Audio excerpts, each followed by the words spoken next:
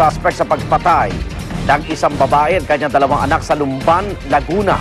Pagnanakaw ang nakikitang motibo sa krimen. Narito ang report ni Emil Sumangil.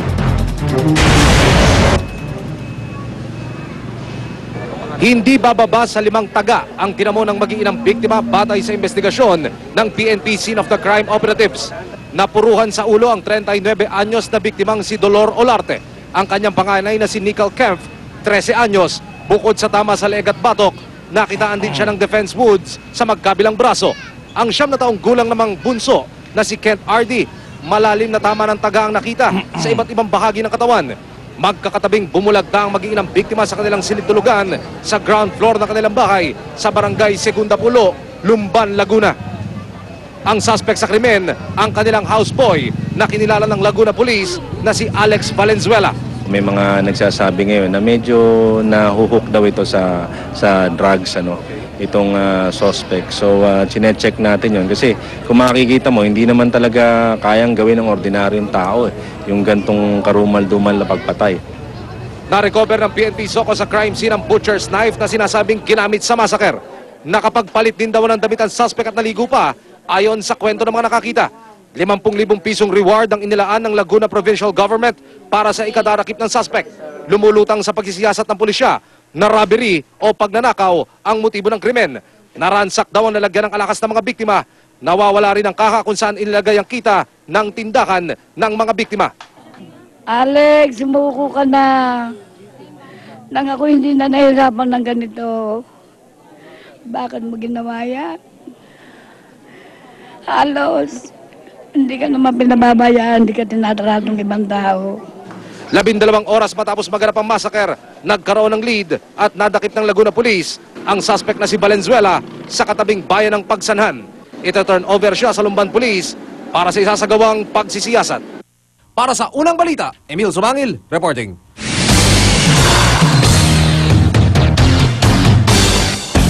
Nasa pangalaga ng Palawan Crocodile Farm ang nahuling buwaya na pinaniwala ang nakapatay sa isang mangingisda sa bayan ng Bataraza. Susuriin ang buwaya upang alamin kung nakakain nga ito ng bahagi ng katawan ng tao. Narito ang report. May habang mahigit 13 talampakan at bigat na hindi bababa sa 300 kilo. Ganito kalaki ang buwayang nahulik sa barangay Rio Tubas sa Bataraza, Palawan. At hinihinalang siyang nakapatay sa mangingisdang si Edwin Lucero. June 22 natagpuan ang bangkay ni Lucero na wala ng kanang paa at naaagnas na ang katawan. Dahil may mga marka ng kagat ng ngipin, hinihinalang sinakmal ito ng isang buwaya. Kaya naman ipinahanap ang killer croc. At matapos ang ilang linggong paggalugad sa ilog na ito, may namataan daw na buwaya. Agad na nag-set up ng mga silo o traps sa ilog ang Palawan Crocodile Farm at ang Palawan Council for Sustainable Development. At matapos ang 4 na araw na pagbabantay, nahuli rin ang buwaya. Ang nahuli may scientific name na Crocodylus porosus na siya raw pinakamalaking buwaya hindi lang sa Pilipinas kundi sa buong mundo. Ayon sa mga eksperto, kailangan daw alisin ang ganitong mga buwaya sa komunidad upang hindi masanay na kumain ng aso, baboy, manok at maging ng tao. Nakapiring na dinala ang nahuling buwaya sa Palawan Crocodile Farm upang hindi raw maging agresibo kapag nakakita ng tao. At para raw matiyak kung nakakain nga ito ng bahagi ng katawan ng tao, pasusukahin daw ang buwaya sa pamamagitan ng isang injection. Hindi na raw ibabalik ang hayop sa ilog at mananatili na sa Crocodile Farm upang maalagaan at upang hindi na rin makapanakit ng tao. Ang kabuuang detalye ng paghuli sa buwaya, abangan sa ulat ni Cara David sa programang Eyewitness sa susunod na Lunes. Para sa unang balita, Marizo Mali reporting. Sa gitna ng kanilang paghahanda para sa nalalapit na laban kontra Kuwait, 4 na miyembro ng Philippine Ascals ang idinadawit sa umano'y pangahalay sa isang estudyante. Nanawagan naman ng team manager ng Ascals sa publiko na wag agad mangusga. Darito ang report ni Ian Cruz.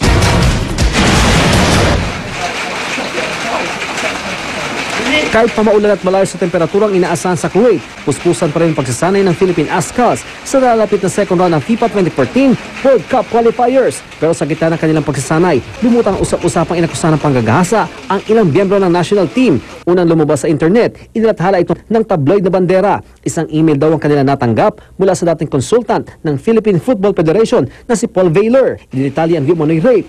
Batay umano sa ikinuwento sa kanya ni Ascal's head coach Michael Vice. Pero sabi ni Vice, huwag daw magpapaniwala sa lahat ng nababasa sa internet. Maybe because of personal reasons, some people are spreading, or out of jealousy or whatever, that they are not so much in the business as they like.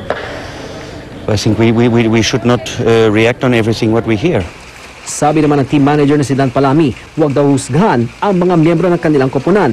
On their side, talagang ibang-iba yung istorya. And in fact, I've also asked the side of the people sa bahay, and iba-iba talagang istorya. That's why sabi ko nga, I cannot take action kung ang titingnan ko lang yung nasa internet. Umaasa naman ng ilang miyembro ng Ascals na hindi maapektuhan ng issue ang kanilang paghahanda kontra Kuwait. I think there's a few people out there who just want to take away the limelight of the Ascals, and it's a shame for people. There's people like that in the Philippines, you know. Sa ngayon, pinaghahandaan nilang klima sa Kuwait kung saan humigit kumulang 50 degrees Celsius ang temperatura at walang ulan. We were in Mongolia, we went through it. We were in Myanmar, went through it. Went Sri Lanka, so this will be another step. It will be hot, but it's not that it's the first time for them to be in the heat. So with the trip to Bahrain, I hope they already get adjusted a little bit, and then in Kuwait they should be okay.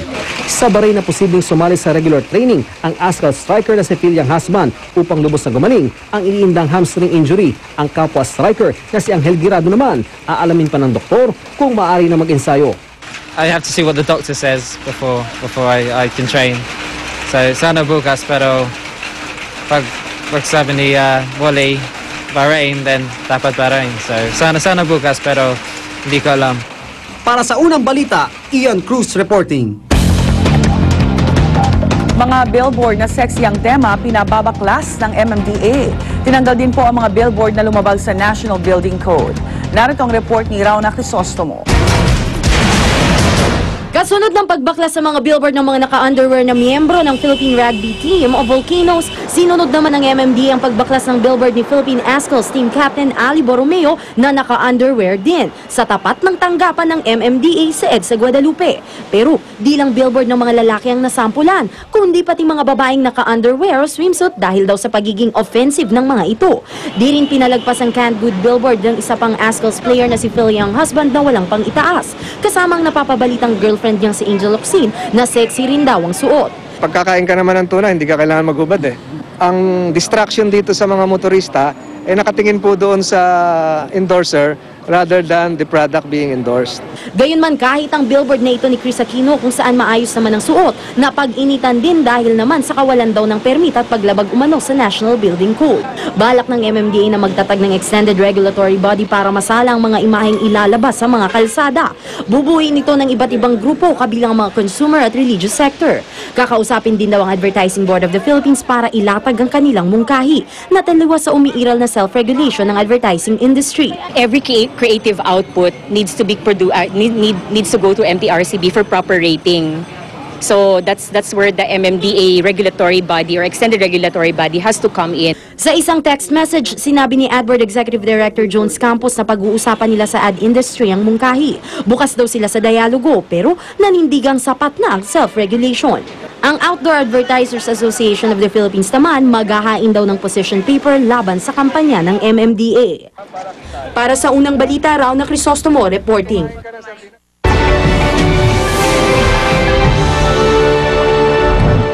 Malakas na pag-ulan nag-iwan ng matinding pinsala sa Sichuan Province sa China. Sa mga kuhang ito, kita ang pagragasa ng tubig na may halong putik at bato. Problema ngayon ng lokal na pamahalaan kung paano aayusin ang kalsada na nag-uugnay sa ilang probinsya. Lumikas na ang mga residenteng apektado ng pagbaha. Wala namang naiulat na nasawi o nasaktan sa kalamidad. 5 taon na po ang nakakaraan ng unang makilala ng Kapuso Foundation si Elno, isang batang may cerebral palsy. At mula noon hanggang ngayon, patuloy siyang nagiging inspirasyon sa karamihan dahil sa angking talino at sipag na kanyang ipinakikita sa kabila ng kapansanan. Pero ang kanyang ina may mumunting hiling po sana para sa kanyang anak. Sa likod ng kapansanan at murang edad, kinakitaan na si Elno ng pambihirang katatagan. Katatagan na nagbunga ng talento at galing para sa kanyang kinabukasan. Una natin siyang nakilala noong taong 2005 at noon nga ay nabiyayaan natin